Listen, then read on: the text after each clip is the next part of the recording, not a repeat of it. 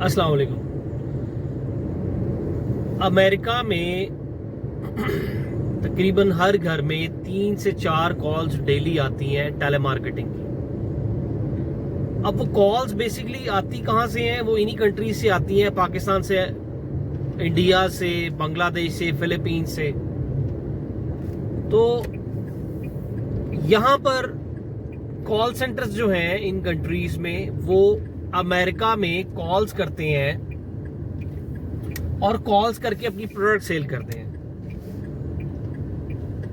उन प्रोडक्ट्स में मोस्टली जो है टेलीकॉम की कनेक्शंस होते हैं। डिश टीवी हो गया, AT&T हो गया, डायरेक्ट टीवी हो गया। ये सारी टेलीकॉम कंपनीज जो हैं ये डायरेक्टली तो नहीं सेल करती, पर इनडायरेक्टली इनके कनेक्शंस अमेरिका में सेल होते हैं फोन पे। पहले इनके रिटेलर्स इजीली मिल जाते थे। मसलन अगर आपको डिश का कॉन्ट्रैक्ट चाहिए, उसकी सेल्स का कॉन्ट्रैक्ट चाहिए, या डायरेक्ट टीवी की सेल्स का कॉन्ट्रैक्ट चाहिए, तो आपको बड़े इजीली मिल जाता था। ऑल सेट थी, VMC सैटेलाइट था, डिश प्रोंटो था, बेताशा कंपनीज थी जो कि आपको इजीली जो है वो आउटसोर्स कर देती थी। अब थोड़ी सी चीजें चेंज हो गई हैं वक्त के साथ। अब आपको कॉन्ट्रैक्ट इतना इजीली नहीं मिलते। उसके लिए फिर आपको मुख्तलिफ चीजों का सहारा लेना पड़ता है। आप जो है आप ग्रुप्स बने हुए हैं कॉल सेंटर्स के। आप अगर फेसबुक के ऊपर सर्च करें कि कॉल सेंटर्स इन पाकिस्तान, तो काफ़ी सारे ग्रुप्स खुलेंगे। और इसके अलावा जो है कॉल सेंटर इन पाकिस्तान लिख लें, या कोई भी कॉल सेंटर्स इन anywhere, global call centres, call centre campaigns के कुछ ग्रुप बने हुए हैं, कुछ कॉल सेंटर्स के ग्रुप बने हुए हैं, कॉल सेंटर इन पाकिस्तान के ग्रुप बने हुए हैं। तो 8 से 10 अगर आप ग्रुप ज्वाइन कर लें, और उसमें आपने ये चीज देखनी है कि जो भी वहां पर पोस्ट लगाएंगे लोग ना, काफी सारे लोग वहां पर पोस्ट लगाएंगे कि मेरे पास कैंपेन अवेलेबल है, मेरे से ले लें। कोई कहेगा मेरे से ले लें, मैं इतने पैसे दे रहा हूँ। कोई $100 देगा, कोई $200 देगा, कोई $50 देगा। किसी के पास डिश टीवी होगा, किसी के पास डायरेक्ट टीवी होगा, किसी के पास AT&T होगा, किसी के पास एक्सफिनिटी होगा। तो आपने एक जो चीज का ख्याल आपने रखना है, वो ये कि जो पेमेंट है वो आपने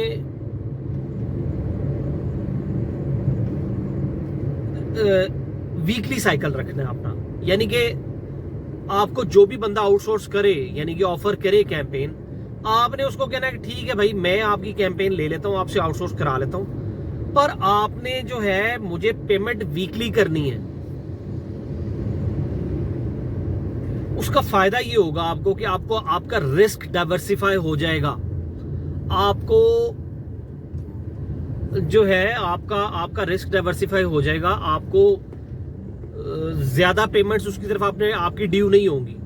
हफ्ते में आप सपोजिटली आप 5 सेल कर लेते हो, 10 सेल कर लेते हो, तो आपको पुरानी पेमेंट उठाओ, पहले उससे पुरानी पेमेंट लो, पुरानी पेमेंट लेके फिर उसको अगली सेल्स दे दो। ऐसे कर लो आप रिस्क अपना ऐसे भी डाइवर्सिफाई कर सकते हैं कि आप 2 रिटेलर्स के साथ, 2 एजेंट्स के साथ काम कर रहे हैं, 3 एजेंट्स के साथ काम कर ले। तो आप उससे होगा क्या? उससे होगा ये कि आपके ज्यादा पैसे ड्यू एक पार्टी की तरफ नहीं होंगे। जब आपके पैसे ज्यादा ड्यू नहीं होंगे एक पार्टी की तरफ, तो आपका रिस्क कम हो जाएगा, क्योंकि कॉल सेंटर में पेमेंट्स का इश्यू बन जाता है। क्योंकि देखें, मैं ये नहीं कह रहा हूं कि पैसे लोग खा लेते हैं, या रिटेलर्स जो एजेंट्स होते हैं वो पैसे नहीं देते, पर बेसिकली आपसे गलती भी हो सकती है।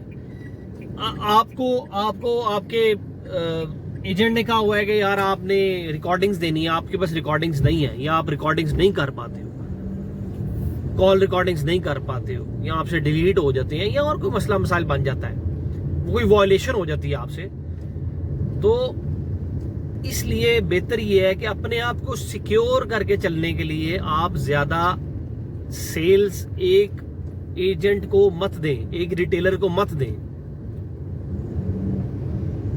दूसरा तरीका इसका ये है कि आप कैंपेन्स 2 चला लें, या फिर एक आप डिश टीवी चला लें, एक आप डायरेक्ट टीवी चला लें, या एक आप स्पेक्ट्रम चला लें।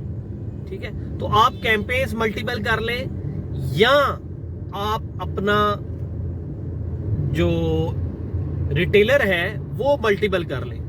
ये 2 तरीके हैं आपको रिस्क डाइवर्सिफाई करने के। और जो कैंपेन है वो आपको या तो आपको ग्रुप्स में से मिल जाएगी, या आप लिंक्डइन पे सर्च कर लें, लिंक्डइन पे जो है वहां से देख लें, वहां से आपको मिल सकती है। क्योंकि इसका कोई पेट रिटेलर अब नहीं है। जिस तरह पहले थे रिटेलर्स थे, इनके काफी सारे रिटेलर्स होते थे, वैसे अब नहीं है। अब आपको ढूंढना पड़ता है रिटेलर। तो ये तरीकाकार है जी कैंपेन लेने का, और इसको कैंपेन को अपना रिस्क डाइवर्सिफाई करने का।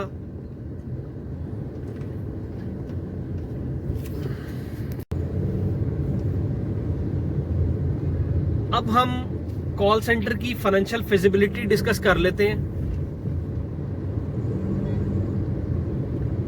मिसाल के तौर पे आप 4 एजेंट्स हायर करते हैं। एक एजेंट पूरे महीने में आपको 15 सेल्स देता है, तो 4 एजेंट्स के साथ आप 60 सेल्स करोगे। और अगर हम $100 भी लगाएं एक सेल का, टेलीकॉम की सेल का,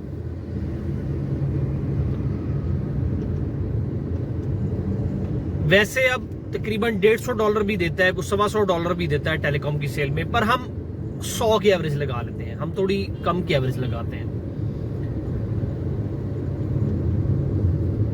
तो ये हो गया आपका 4 एजेंट्स के साथ 60 सेल्स। 60 इंटू 100, 60 इंटू 100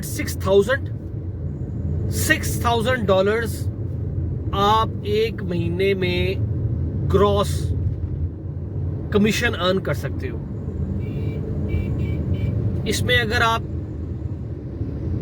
सैलरी देख लो, आप कितनी दे रहे हो, 50,000 दे रहे हो एक एजेंट को। वैसे टेलीकॉम में इतना नहीं होता। टेलीकॉम में जो सैलरी है वो तकरीबन चलती है 25,000, 30,000, ये सैलरी चलती है। अच्छा, यहां पर भी एक छोटा सा आपने जो HR की पॉलिसी है कॉल सेंटर में, वो ये आपने रखनी है। मैं आपको इसमें यहां पर एक बात ऐड कर दूं साथ ही, क्योंकि फिजिबिलिटी की बात आ रही है। तो मैं, आपने कमीशन तो प्रॉफिट तो देख लिया, अब आपको मैं एक्सपेंसेस भी साइड दिखा दूं। तो कोशिश आपने ये करनी है कि जो एजेंट्स आपने हायर करने हैं वो आपने उनको ज्यादा पोर्शन सैलरी का कमीशन बेस रखना है। क्योंकि होता ऐसे है कि अगर आप उनके साथ फिक्स कर लोगे ना, तो वो आप पे बर्डन बन जाएगा।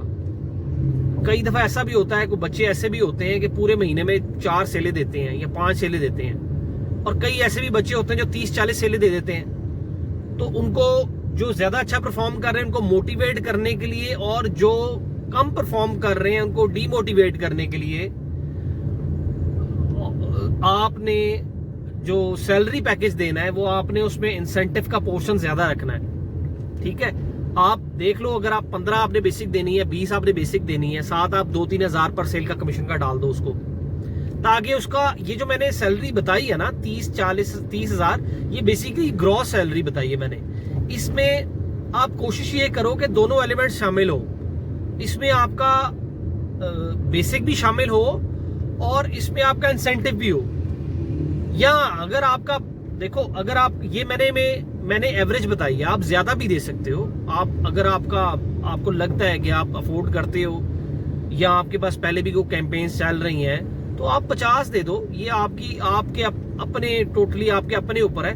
पर बात करने का, मेरा समझाने का मकसद ये है कि उसकी सैलरी में कमीशन का जो है ना वो लाजमी होना चाहिए, यानी कि कमीशन का एलिमेंट लाजमी होना चाहिए। वो बेशक 50% कमीशन हो या जो आप ओवरऑल पैकेज दे रहे हो उसका 50% या ज्यादा या कम, ये टोटली अप टू यू है कि आप क्या आपकी पॉलिसी बनाते हो।